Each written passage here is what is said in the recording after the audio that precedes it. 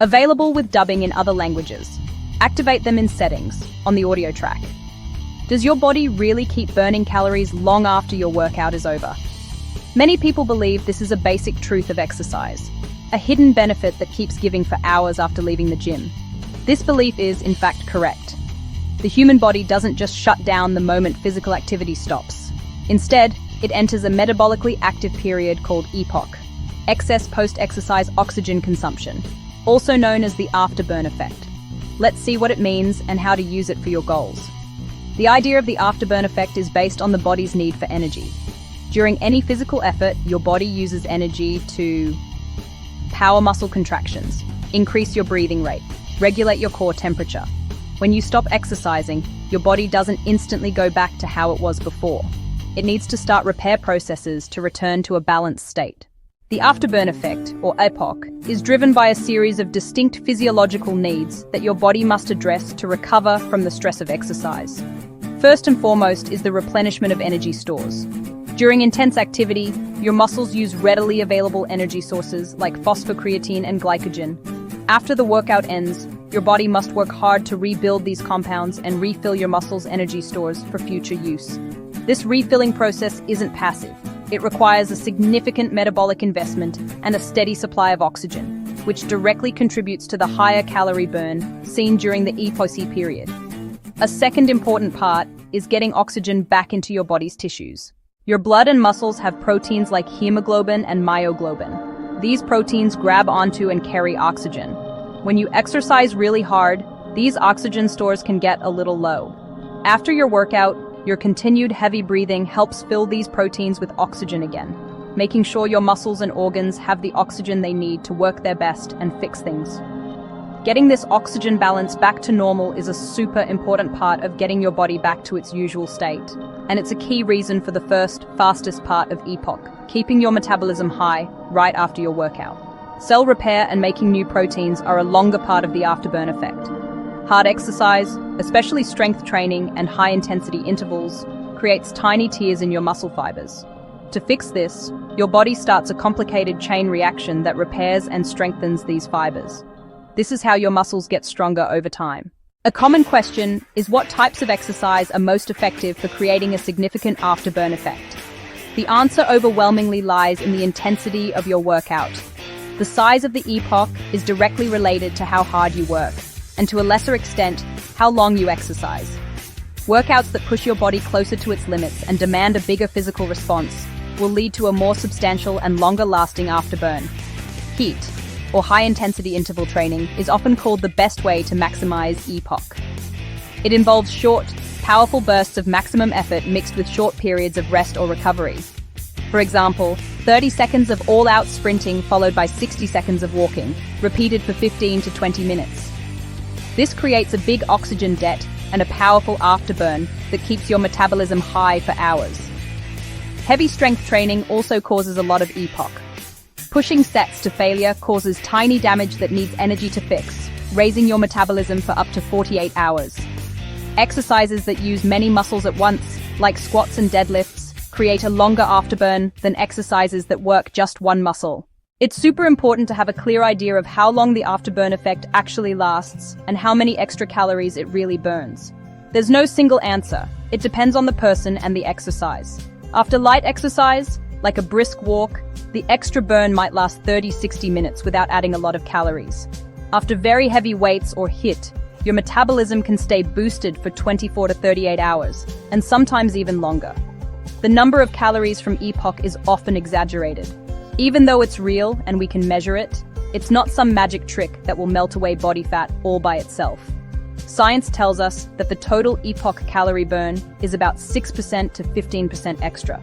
If you burned 400 intense calories, you might add an extra 2460 calories in the hours after. That's the afterburn. It helps, but it doesn't change everything. Your diet really matters. Most of your calories are burned during the actual exercise. Tip: don't rely on the afterburn to justify eating more. Subscribe to Alchemist if you found this helpful. The idea of afterburn is surrounded by a lot of wrong information and big claims. Myth: your body burns a lot of calories for days after just one workout. That's a huge exaggeration. Most of the afterburn happens in the first few hours, then it goes down. Myth: only cardio causes afterburn. Truth: heavy weight training is super powerful for making it last longer. Fixing your muscles with protein keeps your metabolism higher for longer than a moderate cardio workout. Dangerous myth: afterburn means you can eat whatever you want. No, its calorie contribution is small.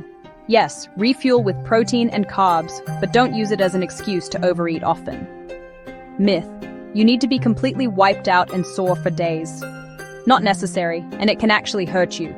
Better, gradually increase your workout, use smart intensity, don't destroy yourself.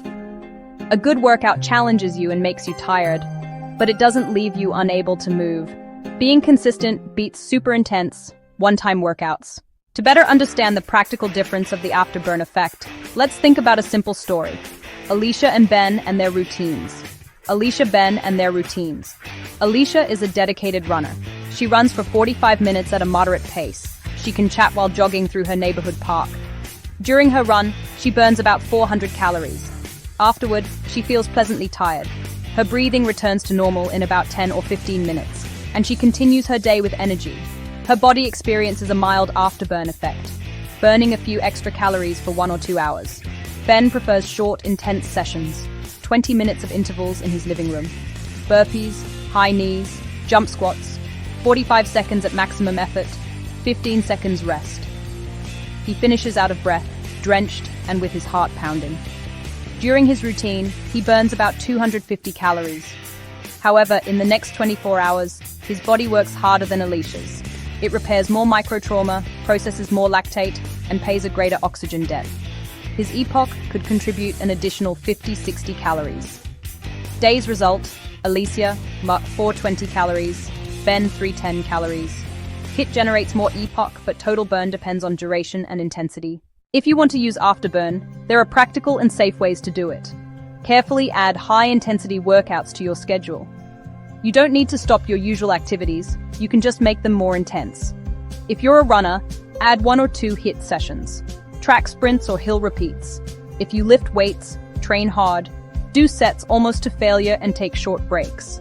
Mix strength and cardio, even in the same workout, with circuits that have short breaks. This is called metabolic conditioning. Focus on compound exercises like squats, lunges, push-ups, and rows. They use more muscles and burn more calories during and after your workout. Recovery is super important. Afterburn is your body working to recover. Make sure to get good sleep. Eat protein and carbs to refill your energy stores. Being consistent is key. The afterburn from one workout is small, but the total effect over a week is big.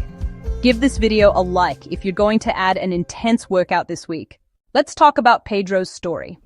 He was a 45-year-old office worker who had fallen into a very inactive lifestyle. Feeling tired all the time and worried about his health, he decided to make a change. He started small. 3 workouts a week, 30 minutes on the elliptical at a medium pace. He got a little better, but then he hit a wall. He was burning calories, but his body wasn't changing much, and his daily energy stayed the same. A friend who was a trainer suggested he try harder, so he swapped one session for a full-body strength workout. He learned compound exercises: dumbbell squats, dumbbell rows, and push-ups. The first few times, his muscles were really sore. That was a sign that his body was responding. Then he added 15 minutes of intervals on the elliptical. 1 minute hard, 2 minutes recovery, repeated 5 times. He would breathe heavily for 10 minutes and feel energized for hours. He was experiencing the power of the afterburn effect. As we've seen, the afterburn effect is a real and valuable response to exercise. Your body doesn't stop working when you do. It keeps using energy to fix itself, recover, and get back to normal. This extra oxygen use afterward is like the metabolic echo of your hard work. It's extra calories you earn by pushing yourself. Understanding this helps you look beyond just counting calories and appreciate its lasting impact. The key to a good afterburn is how hard you work. High-intensity interval training and heavy lifting create a longer EPOC. Keep things in perspective. It's an improvement, not a magic wand. It won't fix a bad diet or change you overnight. Build on strong foundations, regular exercise, mindful eating, rest, and recovery. The best workout is the one you do consistently. Use your understanding of EPOC to try new things, add intensity, and appreciate the amazing machine that is your body. Share your experiences below. Have you noticed the afterburn effect? If this was helpful, please share it. We're trying out dubbing to reach more people. Let us know if it was helpful. Subscribe and hit the bell for more inspiring content. Know you've been a good